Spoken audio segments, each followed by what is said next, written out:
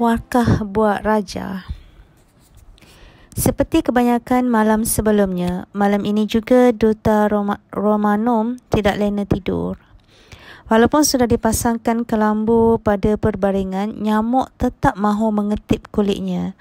Rasa pedihnya bukan kepalang. Tambahan pula, kulitnya sudah mula rosak akibat sinaran matahari di benua ini. Telah dicuba untuk memasang lebih daripada satu lapis kelambu, akan tetapi bahan panas pula yang menyulitkan. Tiada guna dia terus membeliak di tekatil tanpa boleh berehat. Lelaki itu pun bangun dan duduk di meja bacaannya. Duta Romanum itu menyalakan lampu minyak tanah. Dia memutuskan untuk meluangkan malam ini dengan menyiapkan laporan sulit buat Raja Romanum. Dia menulis dalam bahasa asing. Rajaku, aku sudah merasa dengan lidahku sendiri masakan mereka yang sering dikatakan seperti makanan dari syurga itu. Ia tidaklah sehebat yang disangka. Ramuan dan cara penyediaan yang terlalu rumit berbanding masakan benua kita. Walaupun kaya dengan rempah ratus, masakan yang hanya bersalut garam kita lebih lazat. Kalaulah kita yang dikurniakan dengan tanah yang kaya dengan rempah begini, pasti kita lebih hebat. Rajaku, umum tahu putih adalah perlambangan yang lebih baik daripada hitam. Dari segi warna kulit, bangsa kita lebih suci daripada mereka. Amalan mereka juga lebih kotor daripada hamba bawahan. Mereka tidak memakai pelapik kaki di dalam rumah. Malah mereka memegang najis di dubur dengan tangan sendiri. Walaupun kulit mereka tidaklah segelap dan sekotor warna kulit kaum yang dikatakan hamba di barat, warna kulit mereka jelas menunjukkan yang mereka ditakdirkan untuk menjadi orang bawahan kita juga. Kita memang ditakdirkan untuk memimpin umat manusia dan membawa kemajuan. Aku yakin penguasaan ke atas benua ini adalah kuncinya. Penulisan Duta Romanum itu terhenti. Kulitnya semakin pedih. Lalu dia pun membuka penutup sebuah terenang kecil di atas meja. Di dalam bekas tanah liat itu terkandung semacam lendir. Disapukan lendir itu ke bahagian kulitnya yang kemerah-merahan. Kata orang-orang di sini, lendir pokok lidah buaya ini dapat melegakan keradangan. Ternyata ikhtiar itu amat membantu. Kulit orang Romanum tidak lasak untuk cuaca di sini. Jika terdedah lama kepada cahaya matahari, ia akan kemerah-merahan, bengkak, kembung-kembung dan berkudis. Jika terdedah lebih lama, nescaya membawa maut. Ia satu kelemahan yang tidak pernah dialami oleh penduduk asal Nusantara.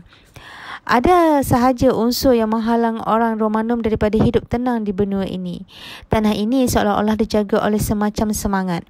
Namun, walau apa pun badai itu, Romanum tidak boleh berundur. Tanah ini terlalu kaya, kunci kekayaan di timur dan barat. Dan inilah titik emas dalam garis hayat Kesultanan Aradanapura. Sultan yang gering, ketiadaan waris tahta, pengkhianatan, pembelotan, fitnah, kehilangan orang yang berkebolehan, perebutan kuasa dalam kalangan pembesar. Inilah detik paling lemah buat kesultanan yang gah ini. Inilah masa yang terbaik buat kerajaan Romanum. Duta Romanum sambung menulis. Rajaku, namun begitu ada juga laporan yang sahih. Pelabuhan mereka boleh melabuhkan kapal-kapal besar. Tembok-tembok kota mereka tinggi dan tebal. Sesungguhnya apa yang digeruni di seluruh dunia selama ini adalah benar. Ia bukanlah omong kosong. Bumbung istana mereka berlapis-lapis, bertingkat-tingkat. Senjata dan cara berlawan mereka tidak tertanding oleh kita. Tetapi usahlah kita bimbang. Mereka terlalu leka mengukuhkan yang luaran. Dalaman mereka sudah semakin berpecah. Tahap kecerdikan mereka juga tidaklah sehebat, setinggi yang kita sangka. Mereka terlalu leka melakukan hal-hal yang membuang masa dan tidak perlu. Mereka mandi sekurang-kurangnya 2 kali sehari di sini. Sia-sia, walhal itu tidak akan mencerahkan kulit mereka setara kita. Kulit kita yang sentiasa bersih dan cerah dicemburui oleh mereka. Kita bangsa yang terpilih oleh Tuhan pancang besi. Sekali lagi, Duta Romano berhenti menulis. Dia berjalan ke sebuah tempayan berisi air di penjuru bilik. Di situlah cebok kayu untuk menyalurkan air pada permukaan kulitnya yang pedih. Air sejuk itu melegakan sedikit rasa panas membara pada luka-lukanya. Sebelum ini cukup dengan sekadar menyapu lendir pohon lidah buaya sahaja untuk melegakan keradangan. Sekarang kuris-kuris itu sudah semakin bernanah kerana jangkitan kuman. Dalam cuaca panas lembap di benua ini, kuman lebih mudah menjangkiti permukaan yang kurang bersih, apatah lagi jika kurang mandi. Sambil-sambil merenjis baki air ke lantai, mata Duta Romanum itu termenung ke arah lampu minyak tanah yang baru dinyalakan di meja tulis tadi. Lampu itu ialah bukti kemunduran penduduk di sini yang masih tidak boleh memisahkan hidup mereka dengan ilmu hitam. Aneh benar orang di sini boleh menyalakan lampu dengan air yang digali dari tanah. Entah mentera apa yang dijampikan pada tempat galian. Lampu itu pula boleh dilaraskan kecerahan dan diubah cara pembakarannya. Ingin dia tuliskan hal itu kepada raja, tetapi dia bimbang dirinya akan dituduh sudah gila dan taksub dengan amalan tahyul di sini. Jika di barat, mereka menggunakan cairan lemak haiwan yang lebih renyah langkah penyediaannya. Bahan itu seterusnya digunakan untuk membuat lilin. Obor yang dicelup cairan lemak itu dan lilin merupakan sumber cahaya mereka pada malam hari.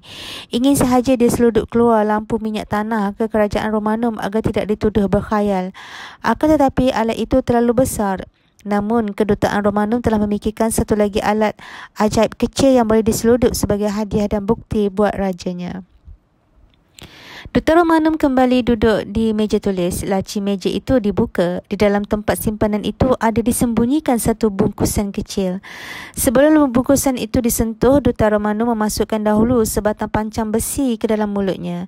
Termuncung mulutnya mengemam pancang tebal yang panjangnya sejengkal itu. Bahan itu merupakan tangkal suci dalam agamanya.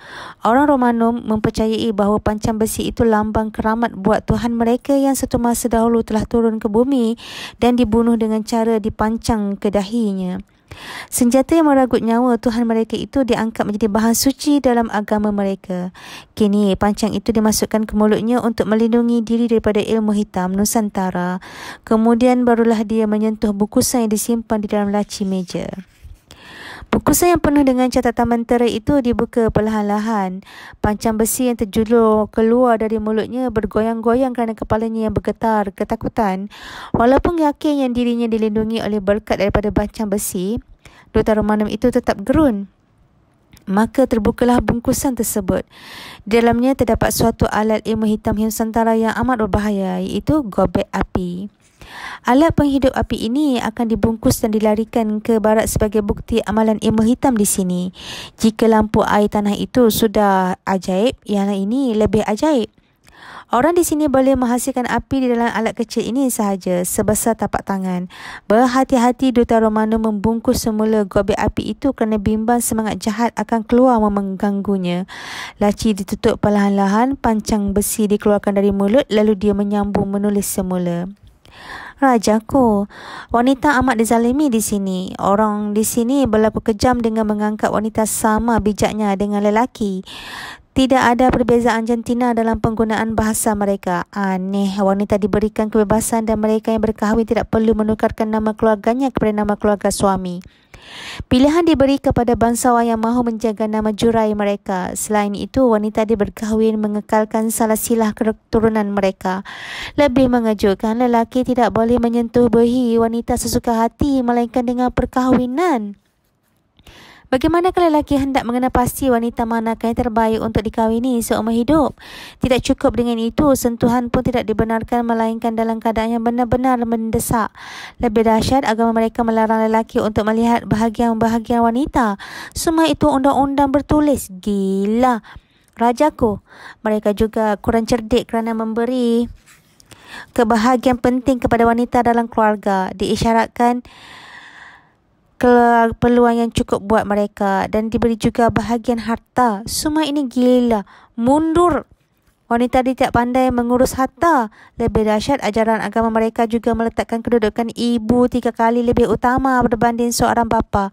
Ramai pembesar dalam kalangan wanita. Jawatan Datuk Bendahara, iaitu yang tertinggi selepas Sultan di dalam Balai Run Seri, pernah dijawat oleh seorang wanita. Tidak pelikkah benar ada pemerintah wanita dengan gelaran sultanah di kesultanan ini dahulu? Rajaku, di sini kita berpeluang untuk menjadi juara kaum wanita. Kita boleh menghentikan penindasan ke atas kaum wanita dengan meletakkan wanita pada tempat yang sebaiknya. Kita harus perbetulkan bangsa kita akan dihormati dan dicontohi. Dengan itu mudahlah kita memajukan benua ini. Rajaku, agama mereka juga mundur. Sudahlah mereka menyembah Tuhan yang tidak boleh dilihat. Peraturan-peraturan juga boleh akan menyusahkan kemajuan sesebuah kerajaan. Jika kita berdoa dengan berkat pancang besi, mereka pula tidak menggunakan apa-apa untuk berdoa. Mereka meminta kepada Tuhan mereka di mana-mana tempat. Nampaknya orang di sini menyembah semangat-semangat pada alam. Mereka tidak berpendirian tetap. Wajarlah terlalu kuat amalan ilmu hitam di sini. Rajaku, ajaran agama mereka tidak akan menguntungkan kita. Agama mereka menggalakkan pembebasan hamba. Dibuktikan dengan kewujudan denda-denda dalam agama mereka yang menggalakkan pelaku membebaskan hamba. Kesultanan ini hampir bebas perhambaan. Rakyat bekerja sesuka hati dan memiliki tanah ladang, tanah sawah, tanah kebun dan ternakan. Para pekerja dilayan sama meskipun berlainan warna kulit, termasuklah yang berkulit gelap. Jika dihapuskan agama ini, Nusantara akan lebih mudah dimajukan lagi oleh kita. Rajaku, di sini wujud banyak suku dan kaum, tetapi mereka bersatu sebagai Melayu, dan yang mengikut kesatuan itu adalah agama mereka, agama Islam. Perundangan di sini berasaskan agama itu. Unsur itu adalah kanji pelekat yang menggabungkan kekuatan-kekuatan mereka menjadi tunjang empayar besar. Kanji pelekat itu kekuatan agung mereka. Dalam masa yang sama, ia juga kelemahan terbesar mereka jika kita bijak memilih sudut serang. Jadi itulah sasaran kita. Pek! Tangannya ditepuk ke leher. Ada nyamuk yang menggigit. Seolah-olah nyamuk juga tidak mahu dia terus menulis. Seolah-olah serangga itu juga boleh menghidu niat orang-orang Romanum bertapak di Nusantara ini. Penulisannya disambung. Rajaku, beberapa purnama aku di sini, aku masih belum ketemukan maklumat senjata mereka yang digelar rentaka itu. Aku akan terus berusaha mendapatkan maklumat tentangnya. Namun ada berita baik. Setakat yang diperkatakan orang, kunci rentaka itu dipegang oleh Sultan dan pewaris kesultanan ini. Maklumat dalaman memberitahuku bahawa Sultan mereka sudah gila. Pewarisnya pula sudah mati. Jadi sebelum mereka mengikhtiarkan cara lain sebagai kunci rentaka, inilah masa yang terbaik untuk kita mencari-cari mereka. Kita boleh menelan kenyang empayar ini, menguatkan kerajaan Romanum. Rajaku, tempat ini penuh dengan sumpahan. Agama pancang besi kita harus mula disebarkan di sini bukan untuk kemajuan semata-mata. Mereka juga harus menyembah Tuhan kita.